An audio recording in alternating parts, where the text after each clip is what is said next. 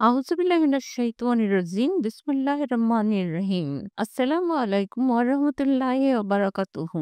আমার শ্রদ্ধাভাজন শ্রোতা ও সুধীমণ্ডলী, আপনাদের আন্তরিক শুভেচ্ছা ও স্বাগত জানাই কুন ফায়াকুন ইউনিটি চ্যানেলে।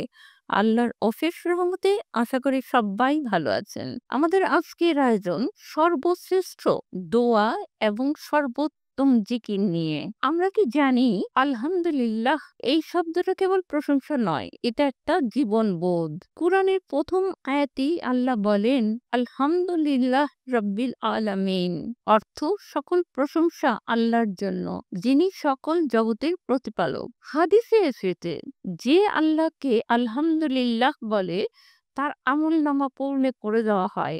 ইবনে মাজাহ ৩,৮০৫। আপনি যখন বলেন আলহামদুলিল্লাহ, তখন আপনি কেবল শুকর আদায় করছেন না, আপনি আল্লাহর প্রতি ভালোবাসা ও তাওয়াক্কুল প্রকাশ করছেন। সুখে বলেন, দুঃখে বলেন আলহামদুলিল্লাহ, মানে আমি জানি আল্লাহ যা করেছেন তাই উত্তম।